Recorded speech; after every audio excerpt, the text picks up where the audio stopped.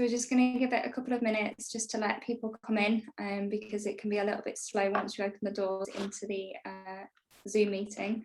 So we'll just give it a couple of minutes and then we will start.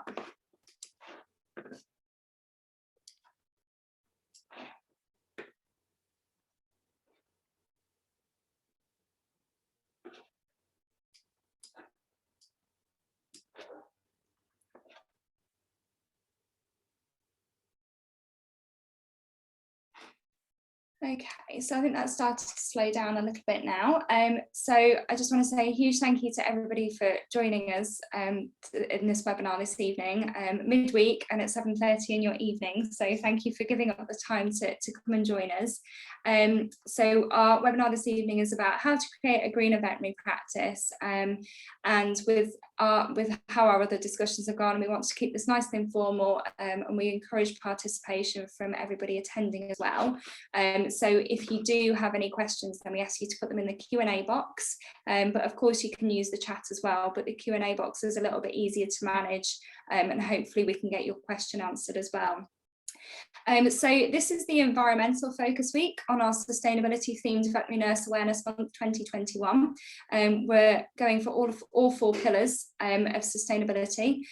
We'll try and keep this nice and informal, as I've said, but I'm really privileged to be joined by some real champions in the fields of environmental sustainability in our profession this evening. So I want to give a huge welcome to Zoe. Zoe is a soft tissue surgeon from Davies Vet Specialists, who are leaders in sustainability in our industry. And Zoe is also a director of VetSustain and chairs the Greener Vet Practice Working Group that myself and Merryn sit on as well. And also a huge welcome to Molly, and thank you for joining us this evening. Molly graduated from Edinburgh Vet School in 2019 and went on to complete an internship at the Donkey Sanctuary in Devon. I sponsor a donkey there. And she is currently studying an MSc in Sustainable Food and Natural Resources whilst working as a field worker on an organic vegetable farm. At vet school, she published a knowledge summary looking at the evidence around the risk of surgical site infections with disposable versus reusable drapes. So we'll be discussing that a little bit later. And her other interests include animal welfare, food production and environmental politics. That's quite a little cluster of things that you're involved with there. And then we also have Merryn, and Merryn is an RVN who is based in Scotland working for an independent practice. Merryn is also in the middle of working through a diploma in environmental studies and is also the face behind Zero Waste Veterinary, if any of you follow that page. If you don't, definitely go and give it a look. And Merryn, as I said earlier, also sits on the Greener Vet Practice Working Group with VetSustain. So we're going to start off this evening with a poll, if it works. I have been getting the rundown on how to use it, so we're going to give it a whirl. And if everybody who is attending could just answer this question, and then we will get started. So I'm launching the poll now. And I'll just give it kind of 10 seconds to see. If anybody can't see it, please just pop it in the chat. But, oh no, it's working.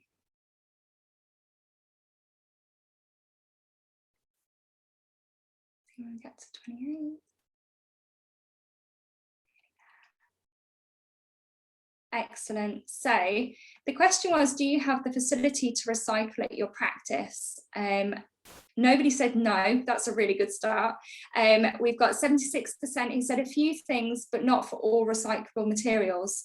And then we had 24% who said yes for all or most recyclable materials. So that's actually not too bad. I'm going to share the results so everybody can see, and then stop sharing there. So that leads us to a question that was submitted prior to this webinar, which I'm going to go to Merryn first with, if that's okay, and then I'm happy for other people to come in if they have anything to add. So Merryn, what would you say is the first step to start reducing waste in practice? So I think the first kind of thing you have to do is kind of talk to your team and see how everybody else is feeling about it. It's going to be a lot easier if you can get everybody else on board, or at least a few other people. So it doesn't have to be, well, you can bring it up at a meeting if you want, or it can just be like an informal chat, just to see kind of what everybody else is feeling. Do they care?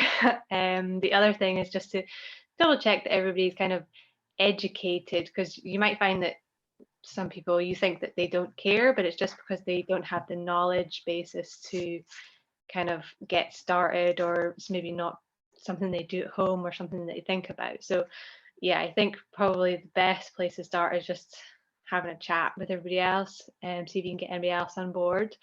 If you find that nobody else in your team is really that interested, then I guess you're kind of just leading by example, really, seeing what you can do, and just, yeah, kind of little things to get started.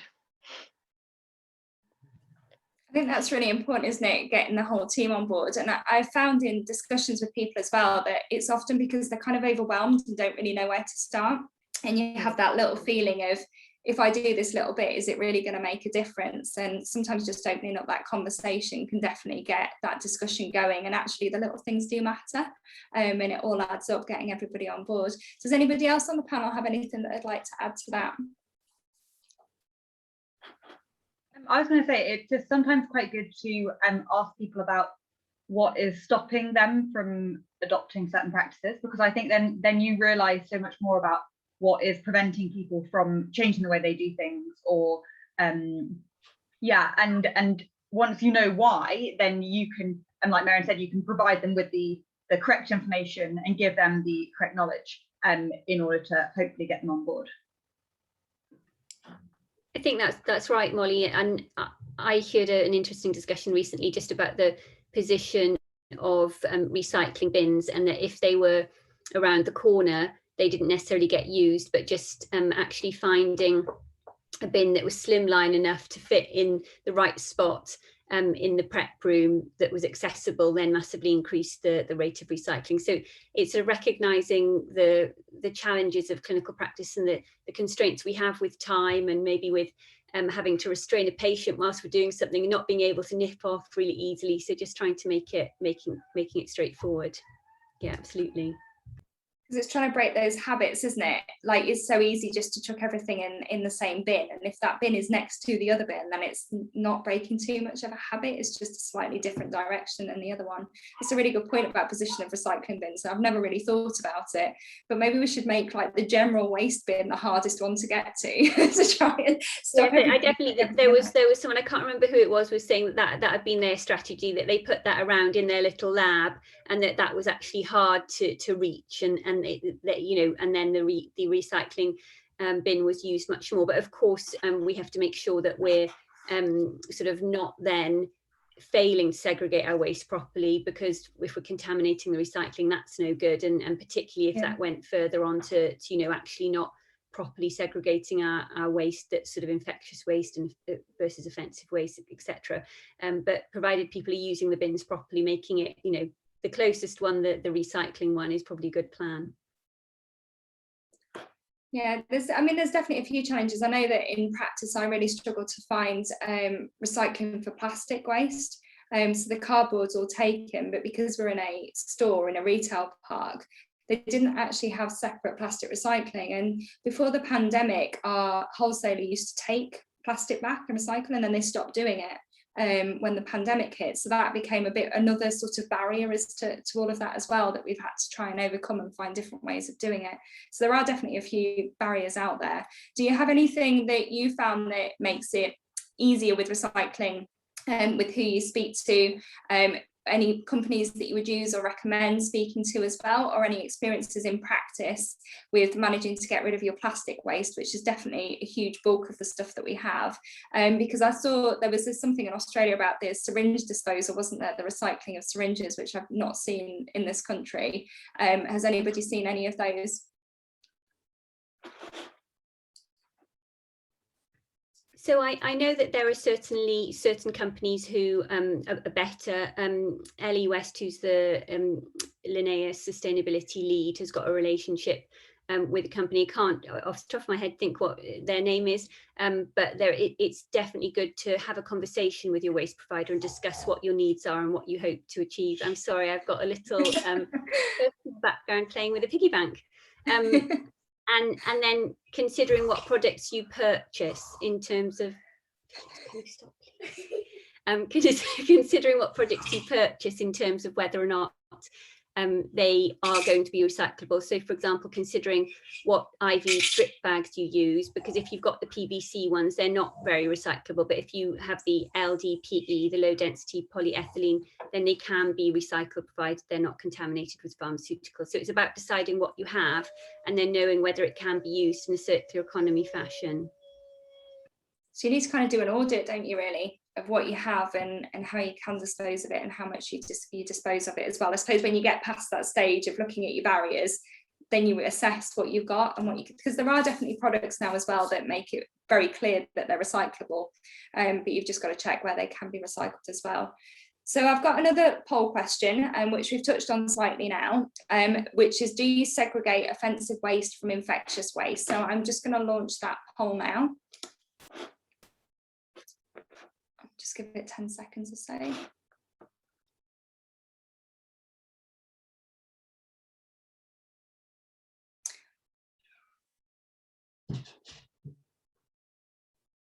My kids sound like elephants as well upstairs, Zoe, so they're around somewhere. My son is he's meant to be safely sat quietly with my husband somewhere, but his kid is broken free. Okay, so that poll's gone through. It's a little bit closer on that one. So the segregating, we've got, let me end it and see if I can share it. So we've got 63% that do and 37% that don't.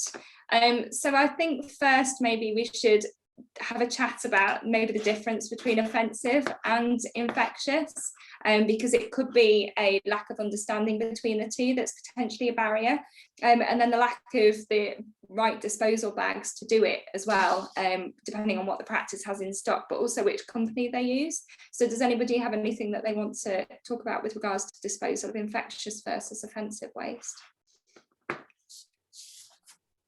I think it's about having that clear understanding of what the waste regulations are.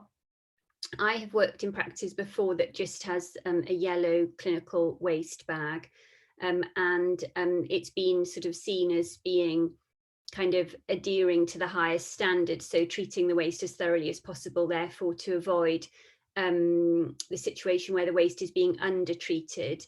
But when we understand that actually the waste that is incinerated has a significantly greater environmental impact than waste that's segregated appropriately into offensive waste, and therefore can be actually managed via different means, maybe go for energy for waste recovery or potentially to landfill, but that obviously has difficult sort of issues as well.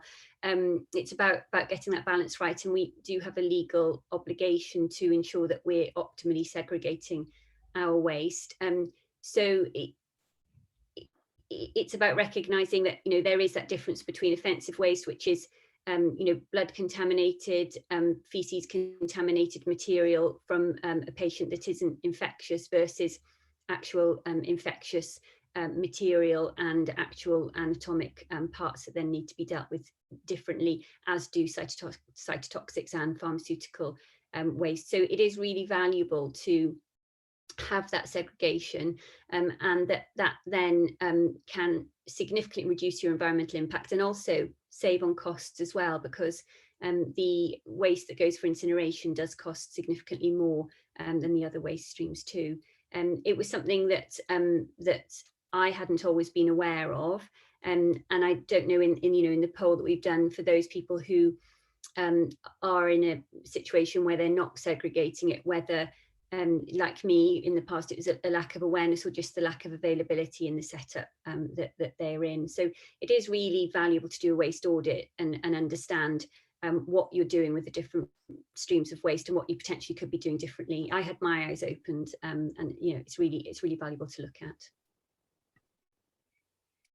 It's quite a good selling point with your managers as well, when you can say that it's going to save money. That's one of the easiest conversations to have with them about segregating waste, and also speaking to the companies as well and see if they'll do some training in-house on disposal of waste, because it's also, I found it quite surprising how little is actually infectious waste when you break it down and look at it, because you do, like you said, Zoe, assume that everything would be contaminated and it has to be disposed of, you know, and incinerated, when actually it doesn't.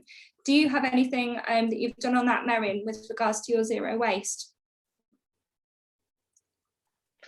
No, so mostly stuff on my kind of zero waste thing is to do with like general like landfill kind of thing, and not kind of clinical waste, yellow Yeah. bag stuff. Yeah, it's definitely worth speaking to your waste provider to have a look at that. I think in lines with that, the next poll question that we've got with sort of disposal of waste is, what bins do you use for disposal of sharps? So I'm just going to launch that now. Just give that 10 seconds there.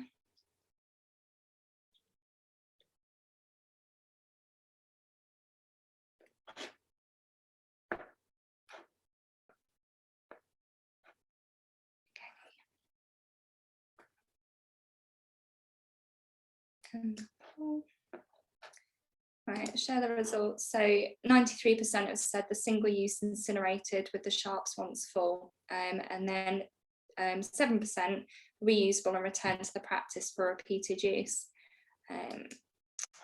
So I must say, when I first learned about it, I didn't know that existed for a long, that you could do that you could get the ones that would be returned to the practice. You just assume that you seal it up, it's gone, and you never kind of see it back. Is that something that you use regularly, Zoe? I do now, having moved to Davies, who I believe pioneered the use of the reusable sharps containers, and I think understanding a little more from a discussion in VetSustain's champions group last week, that although there are lots of veterinary practices who are really keen to use this, it's not yet a service that's available throughout the whole of the country. Isn't that right, Merryn, that it was difficult to get the company to have contracts in parts of Scotland because they didn't have NHS contracts there, so it was part of their logistics of the travel. Right.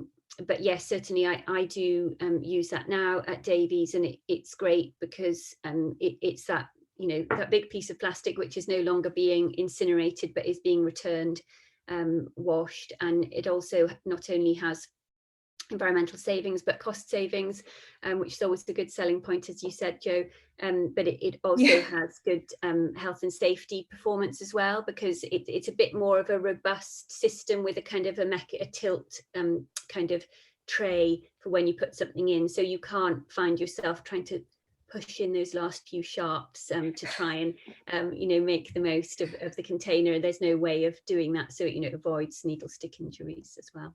Nothing can come out.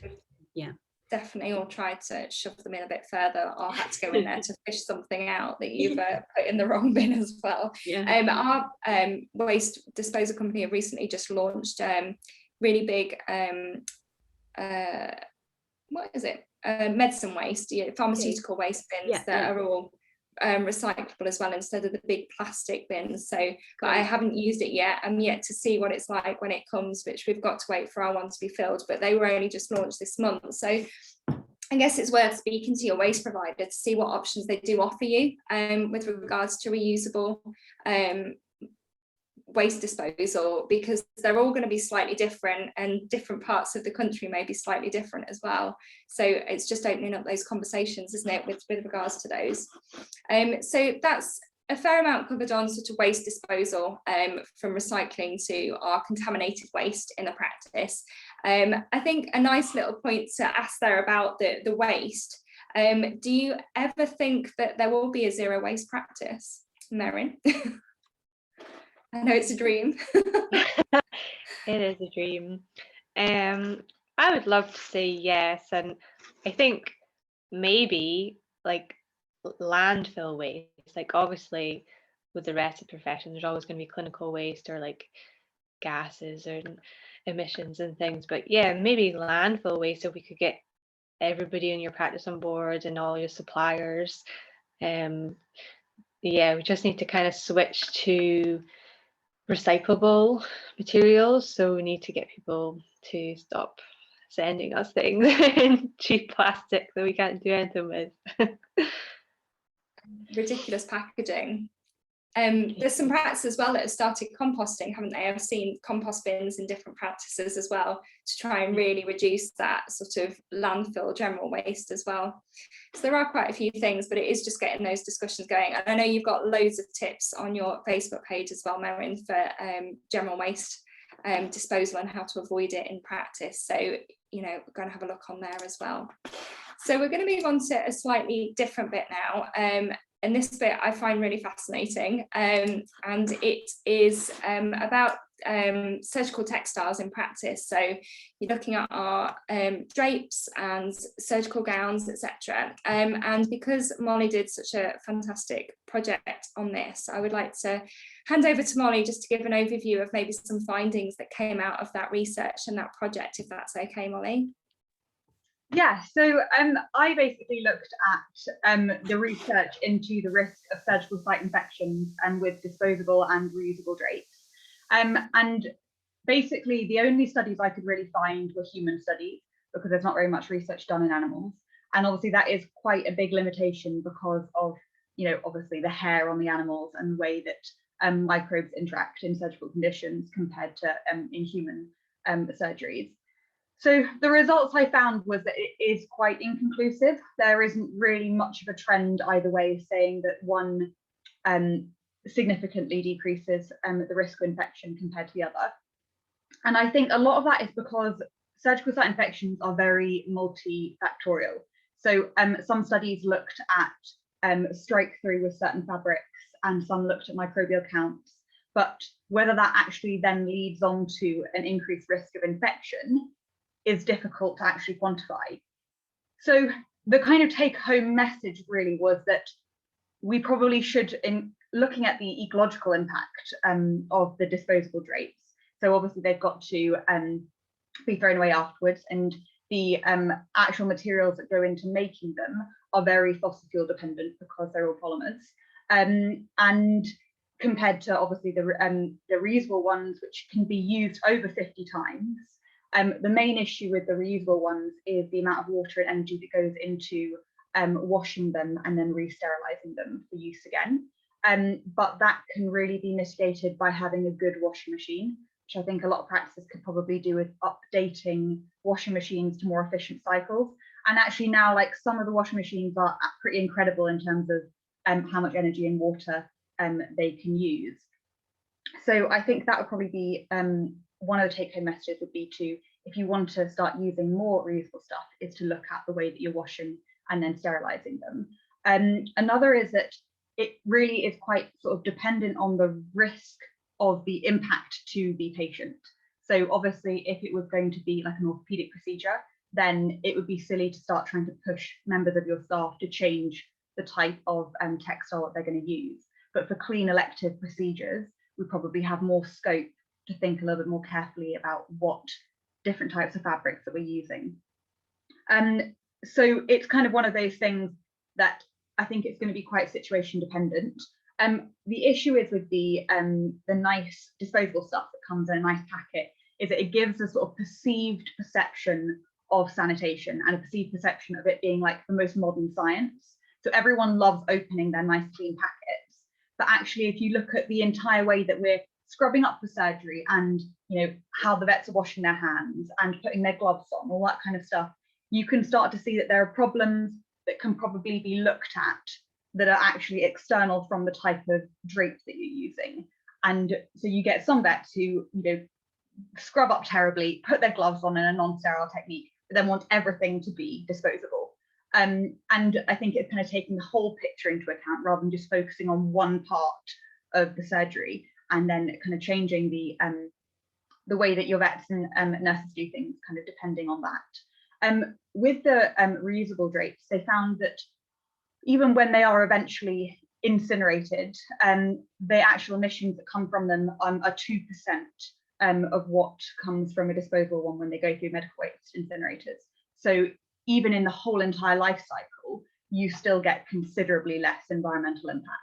So if you were in a situation where a surgical site infection risk is relatively low, then we really should be looking at trying to use more reusable rather than disposable textiles. I was muted. I just said thank you. That was really, really interesting. And it's like fascinating to look at that as well. And the disposal, you just don't think about it, do you? It is that perception of clean and new, and wearing it. And then actually, if you do a post-op audit on most of our patients, any infections post-op are usually patient interference, rather than sort of linked back to anything as well. So yeah, it'd be worth, like, if people wanted to change and you were going to do it, then do it as an audit, because then you've got direct evidence there to show to your boss, and then they'll see the reduced savings in the costs and everything with that as well. Does anybody else have anything they want to add with that before I launch a poll question?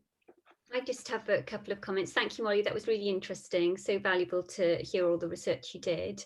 I totally agree that we need to be being rational about the choices that we make, and that it would be fantastic if in practices, there was the range of options available. So I've heard of some practices that have reusable textiles, sort of feeling that they need to strive to have single use, but I don't think that's true. I think that it would be good to have a range of possibilities in each practice. Or then, for example, some referral practices who have for a longer period of time had the single use, not actually being set up with the logistics then to have the reusable, whereas there's certainly some procedures that it's perfectly rational that you would use reusable textiles even in a referral setting. So I think it's about thinking logically about what we're doing, exactly as Molly says. I totally agree. Thank you. Thanks, Zoe. I'm going to launch a poll question now, which is about the options of surgical gowns in your practice, which links on there from what Zoe said about whether you have a range. So I'm just going to do that now. And wait for that to come through.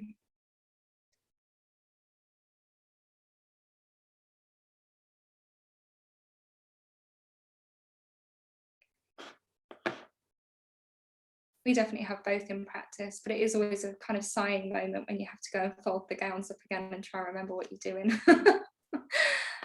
Try and get the student nurses to do it because they need the practice for their OSCEs. Okay, so that's come through now. So I'm going to share the results.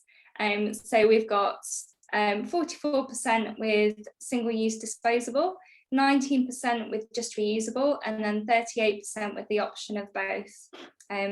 So I think that kind of reflects what you were saying, Zoe. It's whether they can make that transfer over from just disposable to having a combination of both. And then maybe the practice that has just reusable, is that because they've never had the single use, and you've stayed on that, or is it because that's what you've chosen to go because you're striving for that, and is it worth looking at having an option of both if needed as well?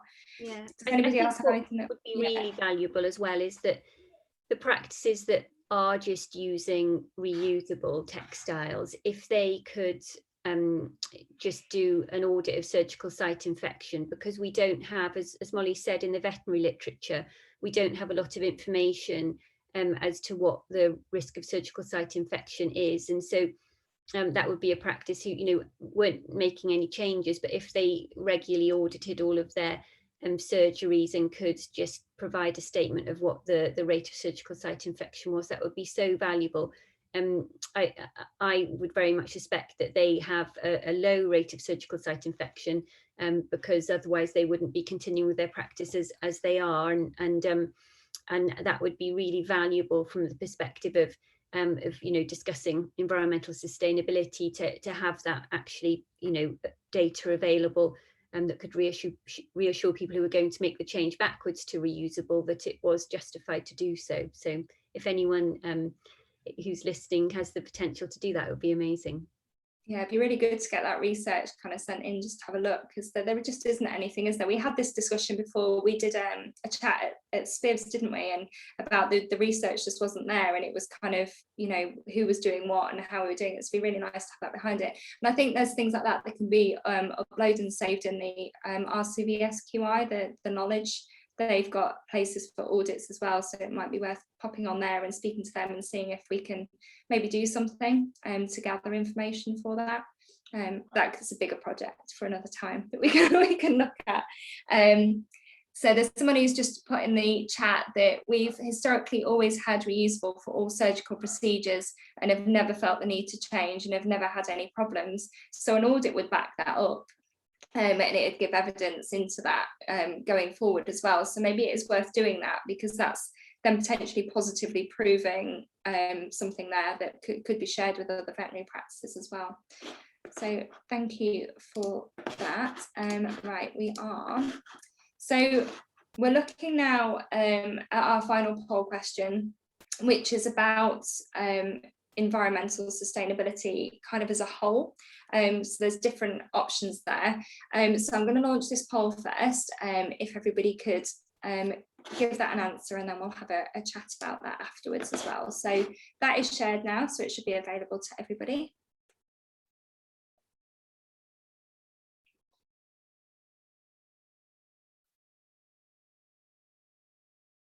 Takes a bit longer to read that one, so I'll give it a little bit longer. A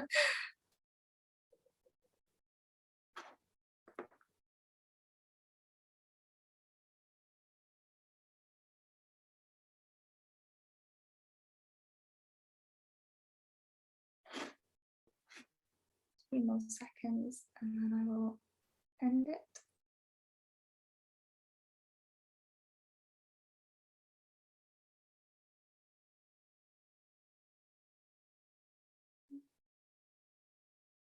Okay, so I'll end the poll. I'm going to share the results so everybody can see. It's kind of the result I was expecting. Is everybody else kind of where we thought we'd be in the middle with the higher percentage?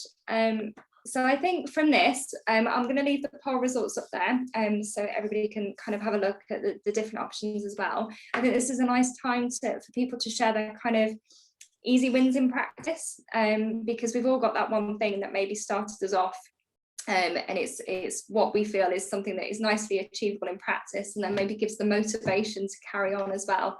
So I'm going to start with you, Merryn, if that's okay. What would be your easy win in practice? Well, I love gardening at home, so I think probably the easiest thing for me was just to get everybody to have the food waste bin in the staff room, instead of just putting it in the bin and making the bin smell awful. Yeah, we've just got a little caddy that all the food waste goes in, and then we've got a big brown council bin, so it all just gets composted in the end. So yeah, easy. Nobody Did you really find it easy to get everybody on board? Yeah, actually, yeah, everybody was really good. So yeah, easy win. Thanks. Molly? Mine's just going to be to try and have as many conversations as you can about sustainability with as many people as you can, and to try and stop this whole sort of one practice having one eco warrior who kind of shoulders the responsibility and the burden of everyone else. And if we try and make everyone as conscious and aware and make everyone feel empowered to be able to make the small changes, then I think that's the best way of doing it. So the responsibility doesn't just fall on one person. Okay, that's really important. Thank you, Molly. Zoe? I've got two. One that's sort of just really fundamentally important, but not sort of seemingly so specific to our industry. But healthcare is very energy intensive, and so probably one of the most important things you can do is switch to a green energy provider, which is a relatively straightforward thing to do, and just have a switch off culture in the practice to try and reduce energy consumption. It's amazing how often lights can be left on. Then the other thing, sort of more coming onto the surgical side of things, switching from using the traditional scrub technique where you'd have the tap running for like 5 to 10 minutes whilst you're doing all the different stages of your scrub technique, to changing to an alcohol hand preparation for surgery, where you've just got the 90 minutes contact time, and provided you're not grossly soiled, you don't have to use water, has a huge water saving, because it's been calculated that for the traditional scrub technique it would take between 10 to 15 litres of water per surgeon for each surgery, and so we've really got to be mindful of how much water we use. So those are my two ones that are relatively simple changes. They're really good ones, Zoe. I think the scrubbing one as well, because with my student nurses, the scrubbing technique they're taught is still the old style scrubbing technique.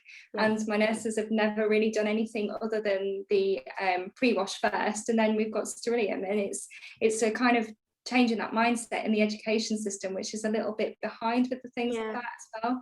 Yeah, and it's interesting because I've spent many years, teaching, and we were using sterilium for probably the last 10 years. But it's still, that needing to be thorough to teach all of the different options. It's what's important now is that we also involve the sustainability aspect when we're teaching of, well, these are the different options. It's important you know the different options, but actually think about this does have an implication with regards to sustainability too, so that people are mindful of that as well. Yeah, definitely. I think the one that I've always been about having some reusable textiles in practice, but since our last conversation, and Becky was very much an advocate of a water distiller, I got one in practice, and it has blown our minds. The amount of plastic we're not wasting anymore, and it's cute. We just put him on overnight, and in the morning we've got distilled water waiting for us. It is life-changing, and it was way cheaper than I thought it was going to be as well. So sort of very easy sell from a management point of view, but then a nice little friend to have that does a job in the corner for you. So I was definitely taken with that, and that was her easy win, and I've used it and conversed it in practice. So that would be something that I would definitely recommend other people to kind of give a go as well, because you get through so much distilled water in practice that you don't really think about. We realise it now because we have to remember to put them on, but before it was just you order it and go through it. So that would be my stolen easy win from someone else, because I implemented it and I really like it. So if we have a look at the poll results there, so it was what most accurately describes your practice, and so that is environmental sustainability does not receive consideration. It doesn't, and then it was some members of the practice team are interested in environmental sustainability, and one or a couple of individuals tried to make changes. We have a green team who meet to discuss and implement changes. And we have achieved or embarking upon environmental management accreditation in practice.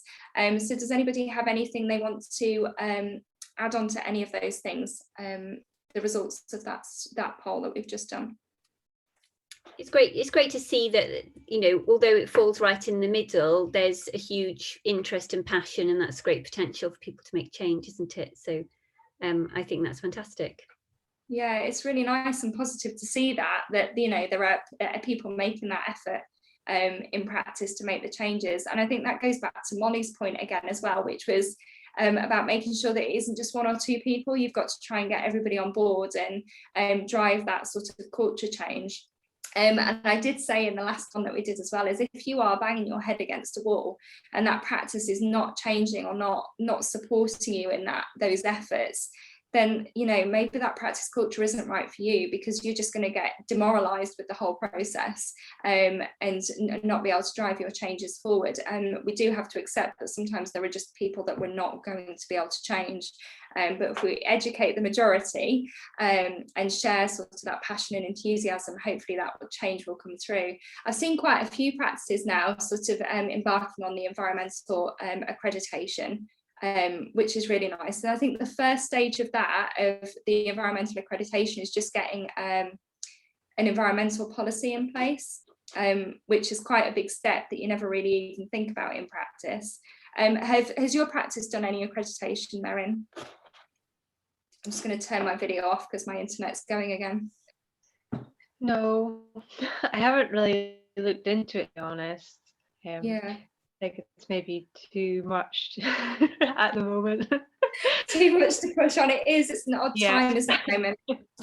It's on my list to look at. It's something that we've done with the BVNA, so I've learned a bit of the process through there, but it's definitely one of those on the to-do list to add in there. So before we sort of come to a close, does anybody have anything that they'd like to add? We've got sort of a bit there maybe to finish on, is what motivates you to implement changes for sustainability in practice. So does anybody have anything that they found was their biggest motivator to get involved with environmental sustainability?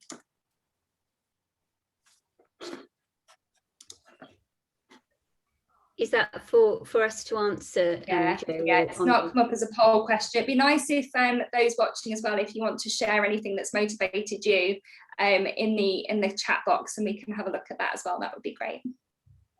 Yeah, I think it's just something that it's imperative that we're all engaged in. So I almost feel it's sort of impossible not to be, really. Yeah, it's such a big topic, isn't it? Someone has put in the chat box their kids, so I guess that's the future as well. Let's like look into the future of on the bigger scale rather than just in practice, making that difference in general. I think making the difference in practice, you do then, you know, you make changes at home as well. Yeah, someone else has put, it's something I do and strive to do well in my personal life, so why not let it filter into work as well. Endangered species, seeing the impact on nature when we were all locked down for COVID. I think that was definitely a bit of an eye-opener, wasn't it, when everything paused and stopped for a bit, make everybody sort of take stock of what's going on and what we're using. We have to be responsible for our working life as we make so many changes at home, so should respect the environment from work as well. And I suppose that is another conflict that we could come up, like you could have all of these amazing environmental changes that you do at home, but then none of that's kind of transferred into practice as well. So it's being conscious of that. So this webinar has been recorded and it's also been streamed on Facebook, so it will be available, and we're all, I think, you know, more than happy if you want to get in touch. If there's anything you want to share, then please email us at BVNA, and then if you want to keep up with what VetSustain are getting up to, I did share the link to the website at the top, and the greener practice checklist is on there as well, and it's a really nice sort of infographic, but then there are links that come off it as well which explain each area a little bit more. Do you want to say anything about that, Zoe, as I know you are very heavily involved in the project? Thank you, Jo. So it's a resource that has been endorsed by BVNA and BVA and SPIVs, that provides basically just the simple steps to get started. As Jo says, it's a nice infographic to look at and potentially display in your practice, and then there's the website where there's more detailed information about different things that you can do to engage with sustainability, and it provides some useful links to products that are more sustainable, or resources that people have prepared that guide you, for example, in more sustainable approaches to anaesthesia. So it's like a signpost to all of the useful resources that are out there to just try and make things a bit easier, because we're all really pressed for time, and we want to just work together and collaborate to make as many changes as possible in all of the different practices that we're all working in, so that we can together make a big difference. So take a look. Thank you, Zoe. That was a really good overview of it. So this recording here will be available on the BVNA website and Facebook page tomorrow, but the live stream will be available on the VNAM BVNA page. And I want to give a huge thank you to all three of you for giving up your time this evening, even with our little helper as well, Zoe, who popped in earlier to say hello. And I'm really, really grateful for you to sharing your insight and wisdom on this, which is such an important topic in our profession, and it's a really good time to kind of drive those changes now as well. So thank you so much for that. I'm going to launch a final poll, which isn't sustainability based, but it's just about whether you are a current BVNA member. So I'm going to launch that now. And then I am going to bring this webinar to a close, and a huge thank you to everybody for attending and giving up your time this evening, and again to Molly, Zoe and Merryn as well. And just a reminder that we have Congress, which is going to go ahead in person, keeping everything crossed, and it's Saturday the 2nd of October to Monday the 4th of October, and it will be based around the 4 pillars of sustainability, and the tickets go on sale next week, and it will be a hybrid event, so there will be things available virtually as well. So thank you so much again for joining us, and hopefully we will see some of you soon on our next webinar. Thank you, everybody. Thank you. Bye.